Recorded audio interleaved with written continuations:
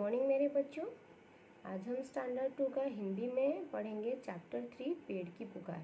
ठीक है, पहले हम इसका पार्ट 1 पढ़ेंगे, फिर पार्ट 2 पढ़ेंगे। ठीक है, तो बच्चों पेड़ की पुकार जो है ये एक आत्मकथा है। एक बरगद का बहुत ही पुराना पेड़ है जो अपनी मन की बात बताना चाहता है, अपनी बात बताना चाहता है कि पेड़ों को कैसे काटने से बचाया जाए और ज़्यादा से ज़्यादा पेड़ लगाने चाहिए ताकि हम मनुष्यों का इसमें फ़ायदा हो सके और वातावरण भी स्वच्छ हरा भरा रह सके। ठीक है बच्चों, तो चलिए शुरू करते हैं आपके हिंदी बुक का पेज नंबर 15 पेड़ की पुकार। ठीक है, तो बच्चों पेज नंबर 15 देखिए, पेड़ की पुकार। इसको मैं पहले आपको पढ़ के समझा देती हूँ। ठीक है बच्चों, आप लोग ध्यान से सुनिए और समझने की कोशिश कीजिए। ठीक है, मैं एक पेड़ हूँ, बरगद का बूढ़ा पेड़ हूँ। एक बरगद का बूढ़ा पेड़ जो बताना चाहता है कि मैं एक पेड़ हूँ, बरगद का बूढ़ा पेड़, बरसों से यहाँ खड़ा हूँ। बरसों से यहाँ खड़ा हूँ मतलब बहुत ही पुराना पेड़ है, बहुत ही बरसों से वो खड़ा है। तो वो बताना चाहता है कुछ, अभी तक मैं चुप था। अब तक मैं चुप था और अब मुझे बोलना ही पड़ेगा। वो कुछ बताना चाहता है हमको, तो क्या बताना चाहता है हम सुनेंगे। निर्दयी मनुष्य ने एक एक कर मेरे हजारों भाई बंधुओं को काट डाला है। पेड़ की जो भाई बंधुओं हैं मतलब उसके जैसा और दूसरे पेड़ वो मतलब जैसे हमारे भाई बंधु हैं वैसे ही पेड़ अपने भाई बंधुओं की बात कर रहा है कि निर्दयी मनुष्य ने, निर्दयी मतलब जिसके अंदर मतलब दया ना हो, निर्दयी मनुष्य ने एक एक कर मेरे हजारों भाई बंधुओं को काट डाला है। ये निर्दयी मनुष्य जो है एक एक करके मेरे बंधुओं को काट डाला है। ठीक है, मैं इन बूढ़ी आँखों से उन्हें कटते हुए देखता रहा।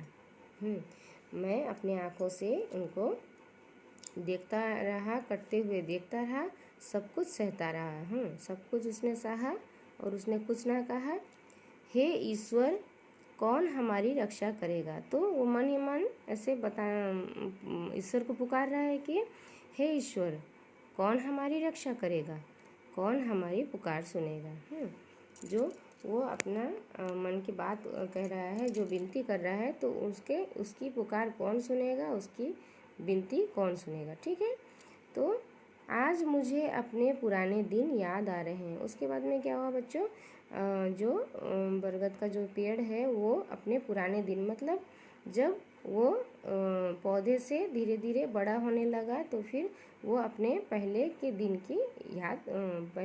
को याद कर रहा है। कितने सुहावने थे वे दिन, मतलब कितने अच्छे थे वो दिन। जंगल में मेरे आसपास मेरे हजारों भाई खड़े थे। जंगल में उसके आसपास और भी सारे हजारों भाई खड़े थे, मतलब हजारों पेड़ खड़े थे। हम एक दूसरे में अपनी शाखाएं फंसाकर मस्ती में झूमते रहते थे। कभी कभी हम देखते हैं जब जहाँ ज़्यादा बरगद का पेड़ होते हैं तो उनके अंदर मतलब एक पेड़ से दूसरे पेड़ में अपने उनके अंदर शाखाएं जो हैं ऐसे फंसा के वो लोग जैसे हिलते रहते थे, झूमते रहते थे। जब हवा चलती है तो वो लोग जैसे झूमते रहते हैं। उन अनेक पक्षियों ने हमारे ऊपर अपना बसेरा बना रखा था। अनेक पक्षियों ने मतलब अधिक, ज़्यादा से ज़्यादा पक्षियों ने क्या किया था, हमारे ऊपर अपना बसेरा, बसेरा मतलब जो घोंसला, जो चिड़िया जो अपनी या पक्षियों जो अपना घर बनाते हैं, घोंसला जो बनाते हैं पेड़ों में। तो अनेक पक्षियों ने हमारे ऊपर अपना बसेरा बना रखा था। उनकी चहचहाहट मन को आनंद से भर देती थी। उनकी चहचहाहट मतलब जो पक्षी जब कभी पेड़ में बैठ के ऐसे जोर जोर से जब वो लोग चिल्लाते रहते हैं तो उनकी जो चहचहाहट है, उनकी उस आवाज़ से पेड़ों को बहुत ही उनको आनंद मिलती थी, बहुत ही खुशी मिलती थी। ये नदी जो आज नाले जैसे दिखाई दे रही है, उस बरगद के पेड़ के नीचे एक नदी गई थी, जो कि बहुत ही नाले जैसी पतली जैसे दिखाई दे रही थी। तो जो पेड़ है उसको बताना चाहता है कि ये जो नदी देख रहे हैं, ये जो नदी नाले जैसा भी दिखाई दे रही है, ये उस समय वर्ष भर जल से भरी रहती थी। उस वक्त क्या होता था ना, सालों साल तक ये हमेशा जल से मतलब पानी से भरी रहती थी। इसका जल ताज़ा और निर्मल था। तो बच्चों क्या होता है, जो पेड़ जब कटते हैं तो बच्चों ज़्यादा बारिश नहीं होती, और अगर बारिश नहीं होती तो बच्चों जो नदियाँ हैं वो सूख जाती हैं। तो इसलिए जिस वक्त ज़्यादा पेड़ थे तो बारिश अच्छी होती थी, तो इस वजह से नदियाँ भरी रहती थी सालों साल। और उनका जो नदियों की जो पानी है वो बहुत हमेशा ताज़ा जैसे लगती थी, और बहुत ही निर्मल रहती थी, मतलब साफ़ रहती थी।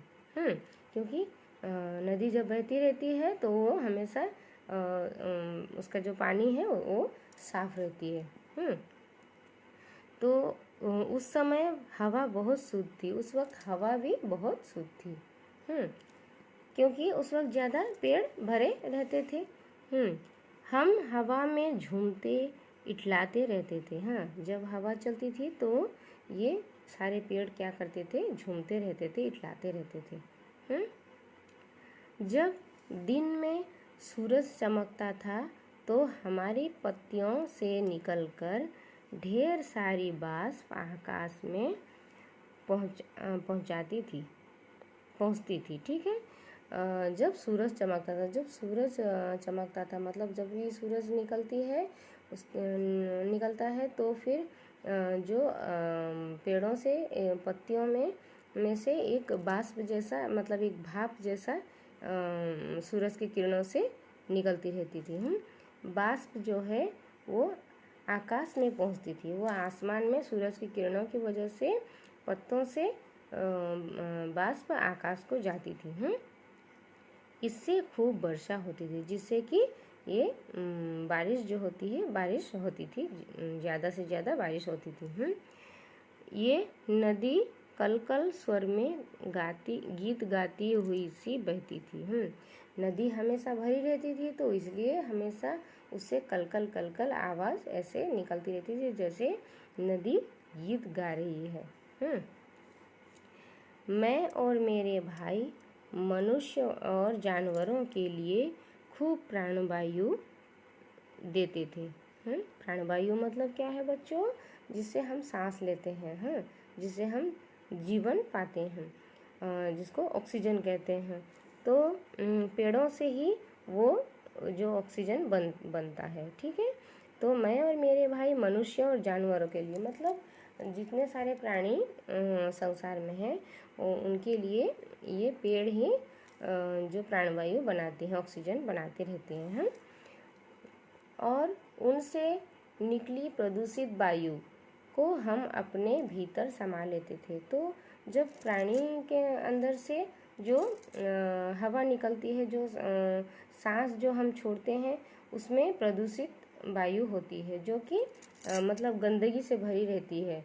प्रदूषित वायु होती है जिसको पेड़ अपने अंदर समा लेते हैं, अपने अंदर ले लेते हैं। हम तेज वर्षा के समय अपनी जड़ों से मिट्टी को पकड़े रहते थे। जब भी तेज़ वर्षा होती है, ज़्यादा से ज़्यादा जब तेज़ बारिश होती रहती है, तब क्या होता है बच्चों, कभी कभी बारिश की पानी से कहीं कहीं क्या होता है, मिट्टी भी पानी में मतलब बह जाती है। पानी से बह जाती है। तो अगर जहाँ पे पुराने पेड़ होते हैं वो क्या करते हैं बच्चों, जो वहाँ की जो मिट्टी होती है उनको अपनी जड़ों के जरिए, जड़ों से वो वहाँ की मिट्टी को पकड़े रहते हैं। जिस वजह से वहाँ की जो मिट्टी है वो पानी से बह नहीं सकती, जिससे उपजाऊ मिट्टी बहने से बच जाती थी।